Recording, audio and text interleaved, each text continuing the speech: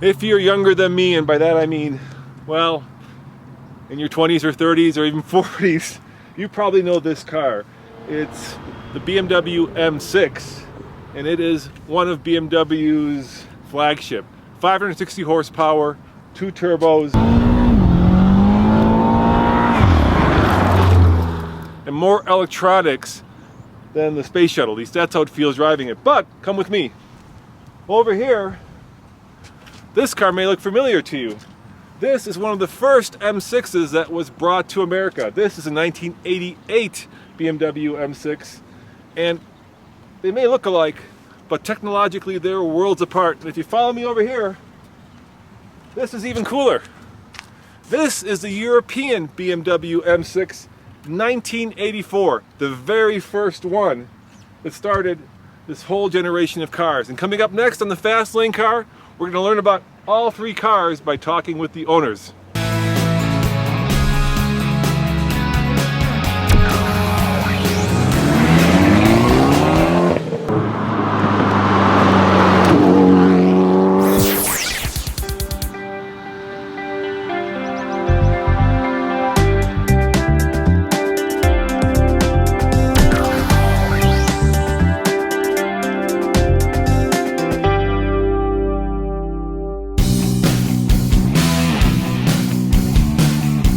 So this is a gray spec car. A lot of guys who were in the military during the Cold War fell in love with these cars in Germany, so they tried to bring them back, and that was through the gray market.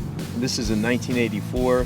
A service guy had brought it back and then sold it to a surgeon in Wichita, and it had sat in his hangar for about 15 years, and I found it. So it's a hangar find. It is. All right, how many miles? This has about 83 on it right now. All right, that's still 83,000. pretty incredible. And tell me, do you know the difference between this one and the American spec version that's next to us? Well, with the European spec, they call this the dirty motor. It doesn't have the emission control standards. Yep. So it's a little higher compression, a little higher output, about 286 horsepower at the crank.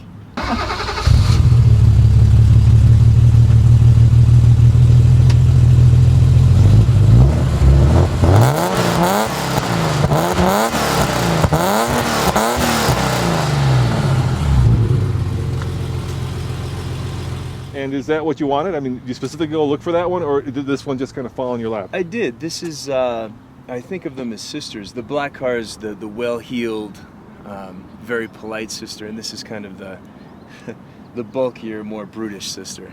What makes this car special? Why did you want an M6?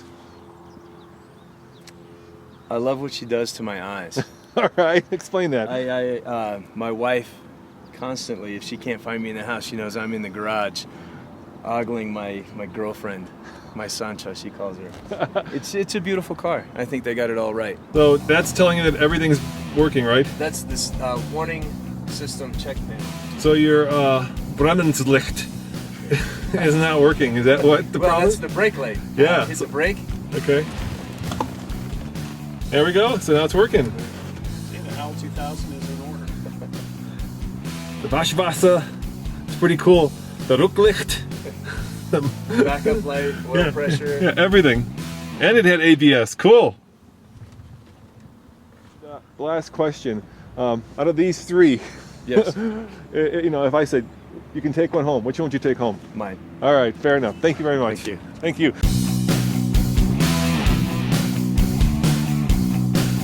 So I was on the hunt for this particular year, 1988.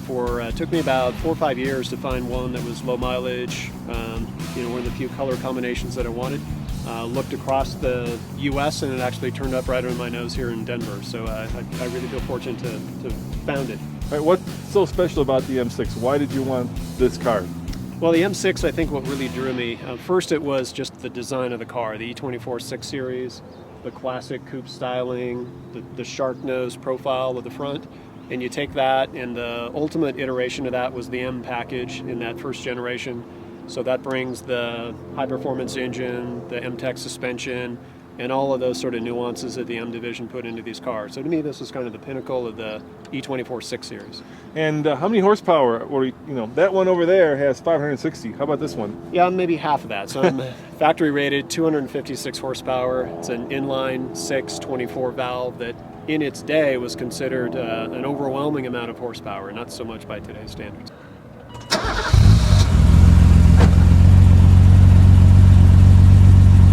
All right, give it a little juice.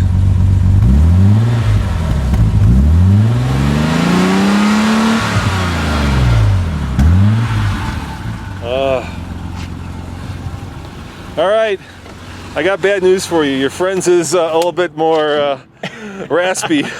The German version. Mine's more authentic to the OEM spirit. Yes, yes. So more original, more raspy. Yeah. Both are good. You said low miles. How many you got on there? Car just turned over 50,000 miles. That is low. When I got it 5 years ago, it had 43,000. And obviously you've driven a lot of cars. What's special about this when you drive it? Tell me about the driving dynamics. I think one of the reasons I'm attracted to the cars of this era is they have a lot of the great mechanical performance. You know, you can really feel the car when you're driving it. It doesn't have that sort of synthetic computerized feeling to the suspension and the steering. You know you're driving this car, and that's part of the personality and the appeal. All right, this is an identical interior to the German one. It doesn't have the radio that gives you that weather band that the German car had. And of course, it has the same monitor, except in English this time, so you can see brake light right there. And how about speed-wise? This was obviously the king of the Autobahn back in the 80s. You know, today when you compare it to a car with 560 horsepower, it doesn't seem like that, but it's a much more honest driving experience. So do you still enjoy that? I mean, does it still put a smile on your face? Yeah, absolutely. I mean, the advances in technology and horsepower are wonderful, and all of us enthusiasts like that. But you know, for its era and for the package that it is, I think the tech specs sort of fade away. This is a great car to get in and cruise, and when you're out there and the windows are down, a nice day, nothing else matters. Great, thank you very much.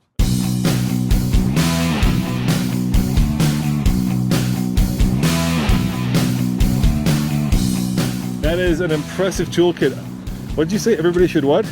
Everybody should be able to fix one of these fine cars with tools they have lying around on the side of the road. Yeah, even a 20-year-old fuel-injected M-powered engine probably needs a bit more tools. Not that a vintage car would ever have an issue.